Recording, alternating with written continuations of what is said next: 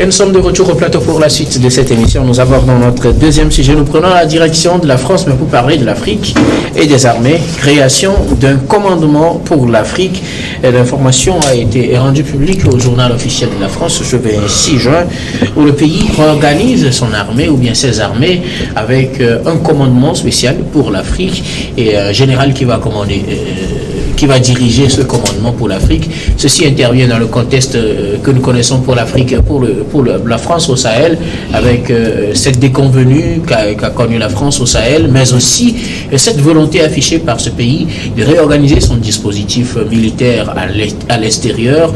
La France avait annoncé depuis quelques mois sa volonté de réorganiser ses armées, surtout sur le continent africain. On va passer à une réduction drastique des effectifs dans plusieurs pays. Sur quelques 350 soldats au Gabon, le dispositif prévoit qu'on arrive à une centaine également en Côte d'Ivoire, contre quelques 300 qui sont là-bas. Même chose au Sénégal. Au Tchad, ils sont un peu plus nombreux, plus de 1000. Mais là aussi, on prévoit une réduction drastique donc de ces effectifs-là.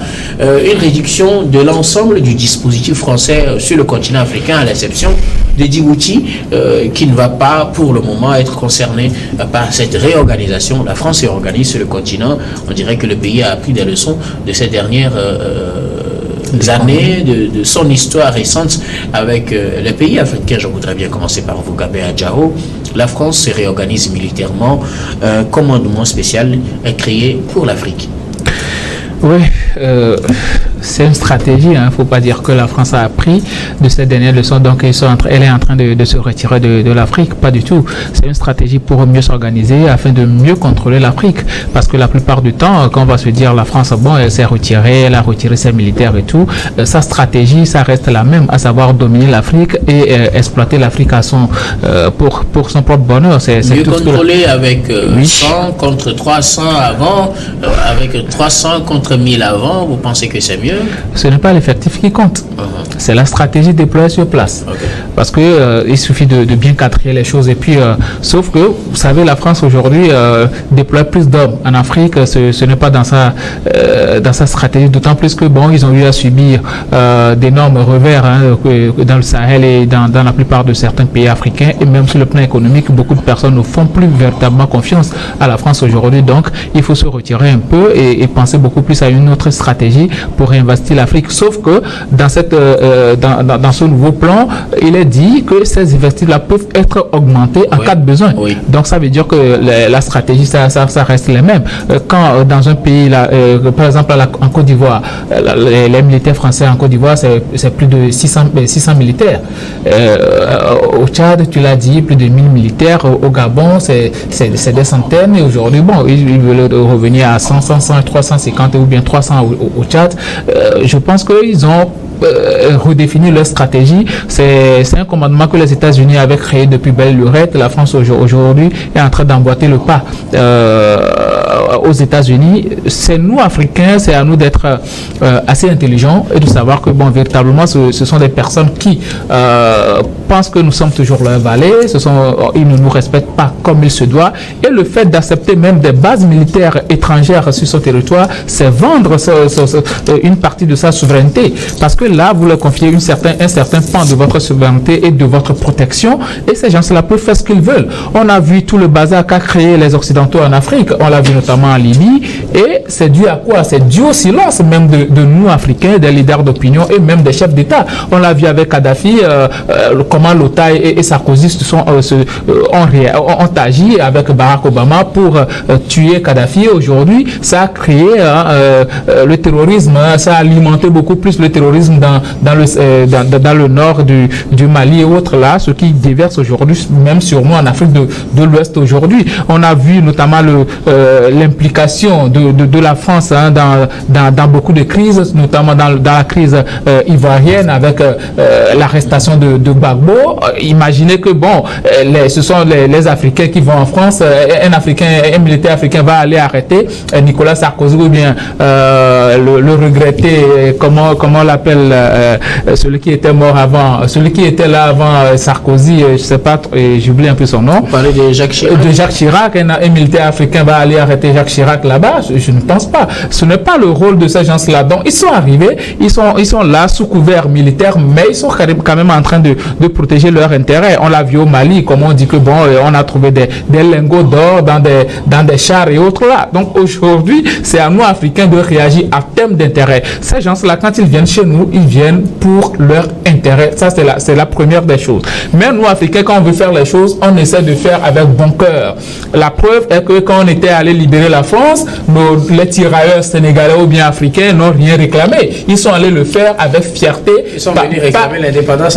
Par amitié. Mais l'indépendance, c'est un droit inaliénable. Personne ne peut empêcher une personne d'être indépendante. Donc, nous, on l'a fait de manière assez amicale parce qu'on aime et tout. Alors que ceux-là, quand ils viennent quelque part, ils pensent premièrement à leur intérêt, à comment faire pour vous piller ou autre. Donc, aujourd'hui, quand on dit que la France veut se retirer, moi, j'aurais préféré que la France se retire totalement, retire ses bases militaires totalement. On ne veut pas vivre en autarcie, c'est vrai. Ils n'ont pas dit qu'ils veulent se retirer. Bon, voilà, c'est aussi un problème. Est-ce qu'il y a une base militaire française en Ukraine, en Syrie et autres, là, en Palestine et autres? Non, je ne le pense pas.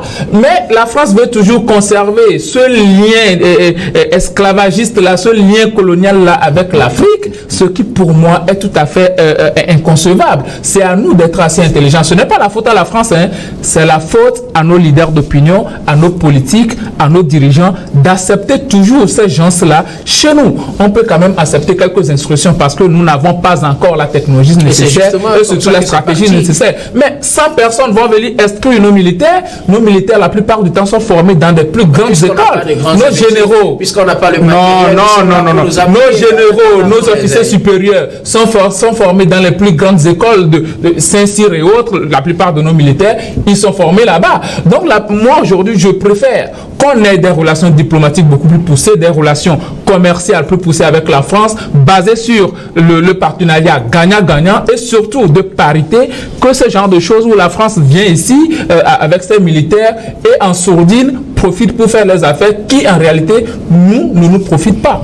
Merci beaucoup à vous, Gabin. Je reviendrai à vous si l'État nous le permet. Michel Tchadja, la France réorganise sur le continent. Un commandement pour l'Afrique est créé. On va assister donc à une réduction drastique des effectifs et des militaires français sur le continent. La Côte d'Ivoire, le Sénégal, le Gabon, le Tchad sont notamment concernés. Mais d'abord, quand on dit un commandement pour l'Afrique, ça sonne mal dans les oreilles. Pourquoi nous avons besoin de ça pour faire quoi? C'est déjà ça seul, on doit refuser cela. Pourquoi? Il y a un commandement. Mais c'est la politique. Non.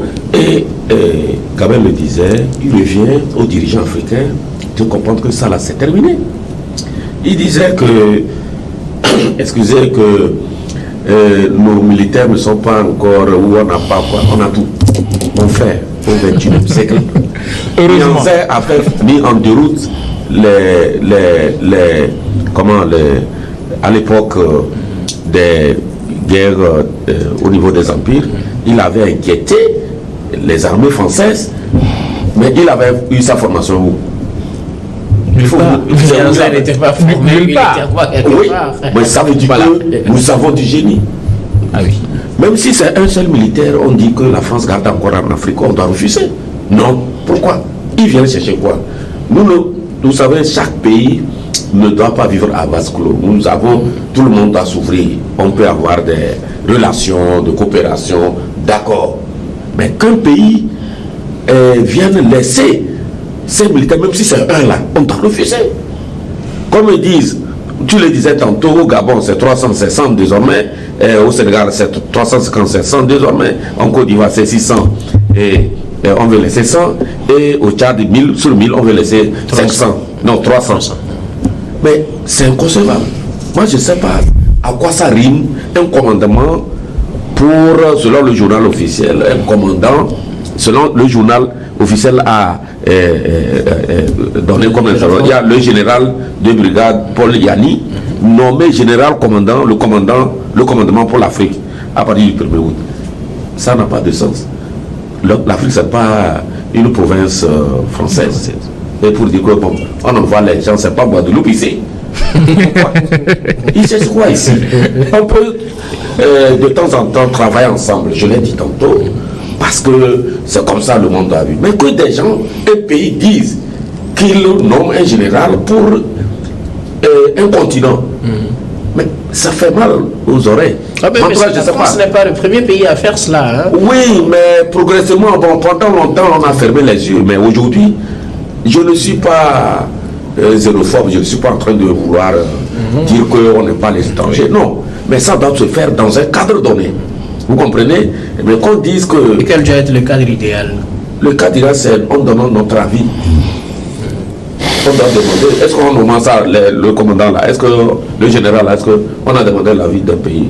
Si ça n'est ainsi, rappelez-vous qu'il y a quelques mois, le président Macron avait nommé Jean-Marie Bockel pour circuler dans... C'est renvoyé spécial. Oui, pour voir comment définir. Mais lui n'a pas encore rendu son rapport qui doit normalement être attendu en juin. Mais la France, donc pour dire qu'on s'en fout de ce que nous on a comme proposition à faire, ce que la France a envie de faire, elle le fera. Mais je dis encore une fois que nous devons sortir de ce carcan. Ça, il faut que les intellectuels, la société civile, on doit sortir de ça. Nous devons avoir de bons rapports avec la France, tout comme avec les États-Unis. Mais qu'on nous dise qu'on doit ouvrir des bases et il y avait 500, on va amener 100, non, tout le monde doit partir. Si on a des manœuvres militaires à faire, on peut le faire ensemble. Parce que j'estime que nous avons des armées actuellement capables de défendre nos territoires. On n'a pas besoin d'avoir même ces histoires d'instructeurs militaires ou quoi là. Au fait, c'est une logique pour infiltrer les forces armées un peu partout pour pouvoir déstabiliser les pouvoirs en Afrique. Moi, je suis désolé de le dire. Il faut quand même à un moment donné que nos chefs d'État quand même ouvrent les yeux pour dire que nous avons besoin de partenaires, mais ces partenaires-là, ce n'est pas de ça qu'on a besoin à l'heure où nous sommes. Merci beaucoup. Alors, Eric, que dire de cette réorganisation de l'armée française avec une unité, disons un commandement pour l'Afrique qui vient d'être annoncé au journal officiel? Le commandant prend fonction à partir du 1er août.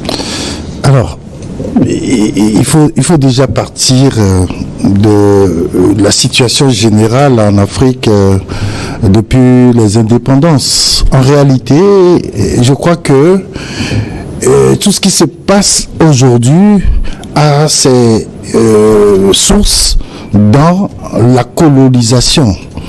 Je veux dire que c'est au moment des indépendances que des pays ont signé des accords militaires avec leurs anciens colonisateurs.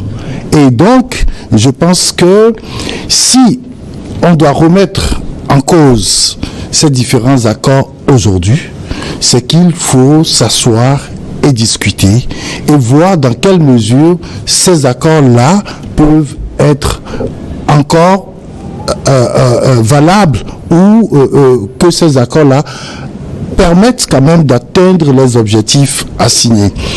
Et l'objectif, en réalité, de la présence militaire de la France en Afrique, c'est quand même de protéger d'abord. Il ne faut pas l'occulter, c'est de protéger d'abord les intérêts français en Afrique. Le second point, c'est quand même de protéger également les pays qui ont signé l'accord de défense avec la France. Vous vous rappelez, en cas d'agression, aujourd'hui, ce qui se passe en RDC. La RDC est en train de dire que le Rwanda est en train de l'agresser en pillant ses ressources minières. Et mes collègues disaient tantôt que les forces armées congolaises sont en désuétude. Mais comment, si réellement, comme Kagame le dit, si le Rwanda rentrait en guerre contre la RDC, qui peut protéger la RDC? Évidemment, ce sont des pays avec lesquels la RDC a signé des accords de défense. Et donc je crois que la présence des militaires français sur le continent répond en réalité de ces trois besoins. D'abord, la protection des intérêts français, ensuite la protection des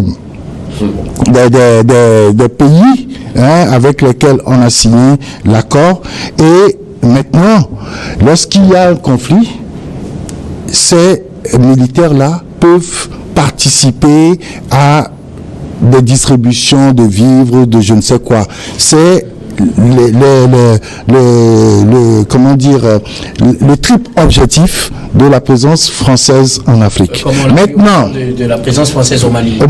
Maintenant, sauf que les résultats aussi. Maintenant, ce qui se passe, c'est que à un certain moment de notre histoire, la France a outrepassé ces prérogatives-là de sa présence en Afrique. On a vu que c'est lorsque uniquement les intérêts français sont en danger que la France intervient. Et je veux dire que les gens partent, par exemple, ce qui s'est passé en Guinée où un groupe français était en difficulté par rapport à un appel d'offres international, et que un militaire français haut gradé est intervenu pour demander à un État de plutôt confier la gestion à la société française. Et donc là, les Africains se disent, attention, ce n'est pas ce que nous sommes dit. C'est pas ce qui se trouve dans les accords militaires. Aujourd'hui, les pays du Sahel, le Mali, le Niger et le Burkina demandent clairement à la France de quitter leur territoire. Mais il faut remarquer que la France quitte, mais on n'a plus d'autres. Cela allait m'amener à la deuxième partie de ma question. Est-ce que ce redéploiement ou bien cette réorganisation des armées françaises est une réponse à ce qu'on connaît au niveau de la Russie, la création de l'Africa Corps? Oui, vous savez, aujourd'hui, les pays du Sahel ont signé des accords militaires avec la Russie. Pour quelle raison? Pour leur protection. Parce qu'ils se disent que lorsque nous avons bouté de nos territoires les forces françaises, américaines et autres, nous ne sommes pas en sécurité.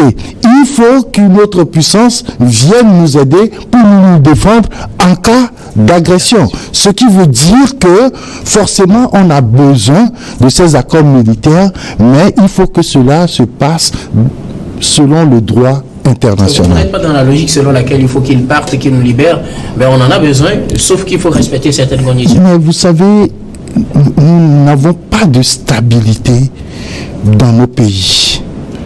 Nous sommes tout le temps en proie à des agressions, à des tensions qui font que notre développement prend toujours du retard. C'est le rôle de notre armée. Est-ce que les armées ne peuvent pas jouer ce rôle? Vous avez donné l'exemple de Béhanzé tout à l'heure. Non.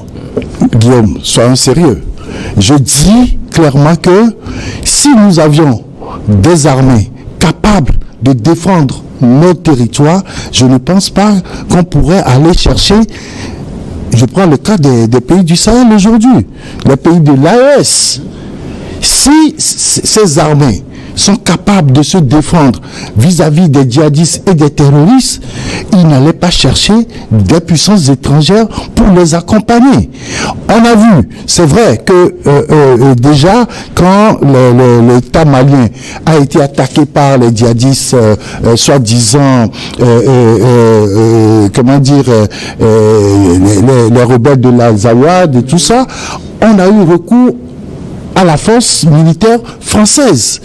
Aujourd'hui, on sort la France de ce système-là, donc on doit mettre une autre puissance derrière pour pouvoir épauler l'armée malienne pour pouvoir vaincre les djihadistes et les terroristes. Donc je me dis que forcément on a besoin quand même des gens pour nous aider, pour nous appuyer, parce que nos armées ne sont pas totalement prêtes pour faire face à ces agressions. Une réaction? Non, je ne suis pas d'accord avec Eric. Moi, je dis, au XXIe siècle, nous avons des armées, nous avons des forces armées, qu'elles soient ici comme ailleurs, bien organisées.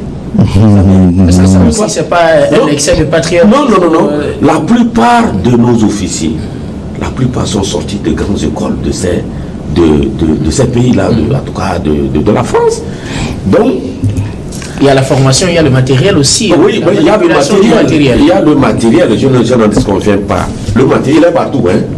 Parce que, contrairement à ce que Eric dit, que ces gens-là, ils sont là pour nous aider à nous protéger, mais il y a des pays qui sont confrontés au djihadisme, qui veulent avoir des armes, acheter les armes sur le marché international, et les pays, certains pays s'opposent à ce que les pays-là aient des armes. Alors, on va le voir dans un sens plus global. On ne va pas uniquement parler de la France. Voilà. Est-ce que vous pensez qu'on a besoin de supprimer toutes les présences étrangères sur le continent africain au plan militaire? C'est l'idéal. Et chasser l'Africa Corps, chasser les Français, chasser les Américains, chasser les... Non, on ne chasse personne. C'est dans l'ordre normal des choses. Chacun doit être chez lui. Si on a besoin, on a un besoin, ça se discute. Et on se dit dans quel cadre et dans un temps donné. Vous voyez, la MONUSCO est en RDC. C'est la plus grande opération. C'est la plus grosse opération militaire. Ça fait combien d'années? La RDC est en paix? Pas du tout.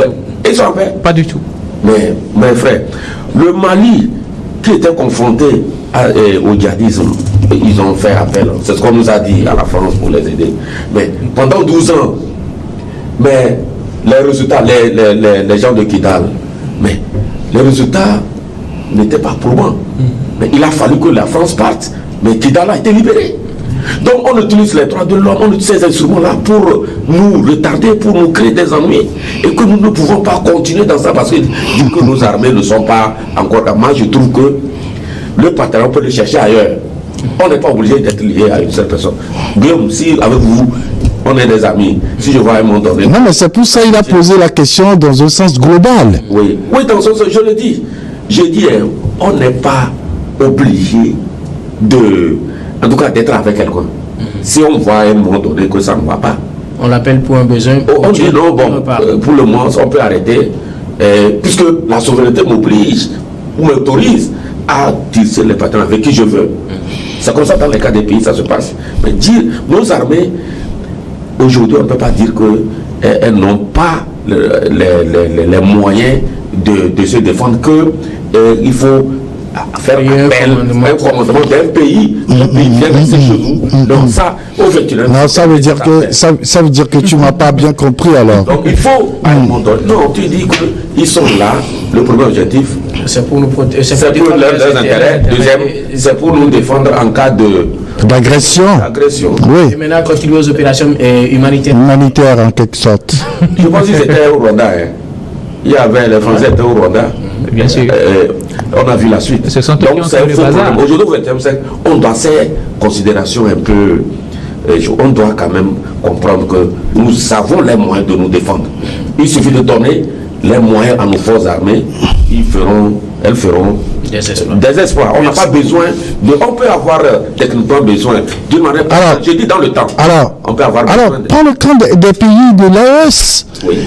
Mais ils sont agressés quotidiennement et donc ils ont demandé à la France et aux États-Unis, aux pays européens de partir. Mais pourquoi alors ils ont fait venir les Russes? Les Russes étaient là depuis, sauf qu'ils ont accru leur présence. Alors, oui, dans la même logique. Non, je dis, les Russes n'étaient pas, leur nombre ou bien leur présence n'était pas beaucoup plus visible que les autres. Non, je vais te dire. Le Mali, à son indépendance, a eu comme instructeur les Russes. Oui. Mais ils sont partis entre-temps. Ils sont partis et les Français sont arrivés. Voilà. Mais aujourd'hui, le VSPR... Oui, c'est pour te dire. Clairement, vous êtes contre leur présence, mais on peut coopérer avec eux. On peut coopérer dans le temps. Et donc, ils n'ont pas besoin de créer un commandement spécial. Rester chez nous, à vita aeternam, je trouve que, comme mon frère Kabel le disait, c'est une manière de saborder notre souveraineté. Non. Eric, vous pensez qu'ils peuvent rester chez nous du moment où ils défendent nos intérêts et nous protègent contre les autres, contre l'ennemi? Je dis ceci. Lorsqu'un pays est en difficulté, si vous n'avez pas un accord militaire avec une puissance, vous ne pouvez pas l'appeler pour venir vous défendre. Donc, un accord militaire, moi, je ne l'exclus pas. Maintenant, faut-il que... Et je dis, oui, justement, si on a créé un commandement spécial pour l'Afrique, c'est pour que la France puisse intervenir par rapport aux accords militaires qu'elle a signés avec ces pays. Vu que ces accords existent. Voilà. Il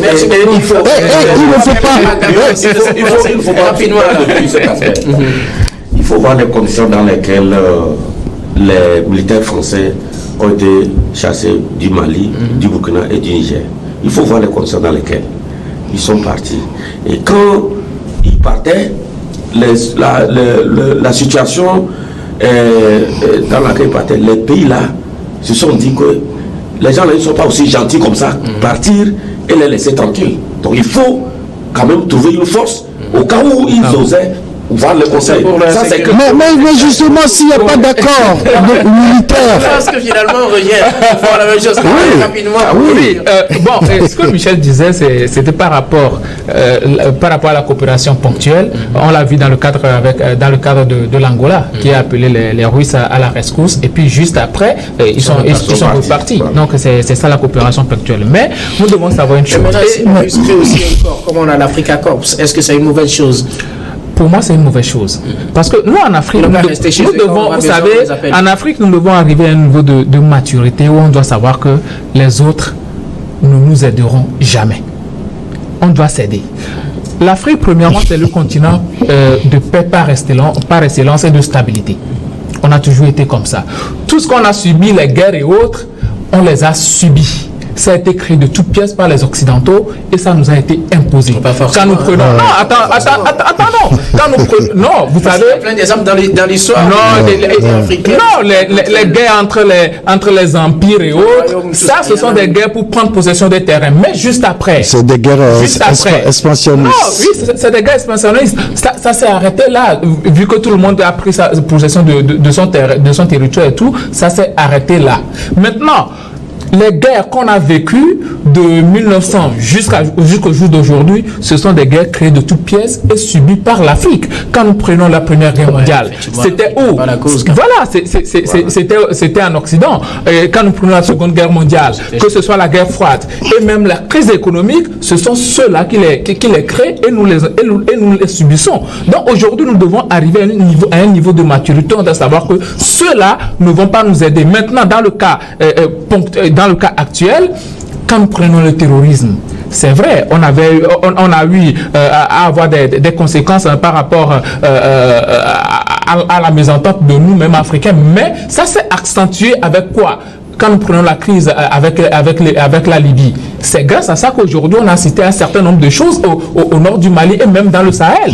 Aujourd'hui, il y a beaucoup de choses qu'on subit par la faute de ces Occidentaux-là. Donc nous-mêmes, on doit pouvoir renforcer premièrement la coopération suite entre les pays africains et aussi arriver à comprendre quelque chose que nous ne sommes pas encore développés. Donc on doit tout faire pour s'entendre et pouvoir amener au loin notre processus de développement. Merci. Sinon, ceux-là, à chaque moment qu'ils vont venir, ils vont essayer de créer le désarroi, ce qui va nous pousser loin à résoudre d'autres problèmes au lieu de nous accorder à atteindre le développement. Merci beaucoup. Prenez les cas de guerre qui se passent dans nos pays, la guerre de Biafra, la guerre en Somalie et la guerre au Soudan. Est-ce que c'est créé par des Occidentaux? Il faut aussi le cas du Rwanda. Soyons quand même sérieux. Radio Colline. Oui, Mille Collines. Radio Mille Collines. Soyons quand même sérieux. Ce sont les Français. Ne disons pas, ne portons... Vous savez, c'est ça notre mal en Afrique. Nous pensons que c'est toujours les autres qui nous font mal. Et nous-mêmes, nous ne nous demandons pas Quel est notre rôle dans ce qui nous arrive? Merci beaucoup. À vous. Je pense qu'il faut faire la distinction entre ce qui se passe sur le continent et ce qui se passe au plan international. Et ce n'est que de cette manière que nous comprendrons ce qui est réellement mieux pour nous. Je suis d'accord qu'on soit protectionniste, mais attention, vous savez, la guerre... Malheureusement. Une minute, s'il te plaît. Rapidement. Mais rapidement, faire terminer. Alors, ce que je voudrais dire, sur un certain plan, militairement parlant, il y a beaucoup de choses qui se passent avec les renseignements. Si vous n'avez pas une structure de renseignement qui est bien développée, qui est bien moulée, vous ne pouvez pas combattre les djihadistes, les terroristes, comme ça se passe aujourd'hui. Merci beaucoup. Malheureusement. À vous, il est l'heure pour le journal. Nous allons donc marquer la pause, puis on revient juste après pour la suite de cette émission.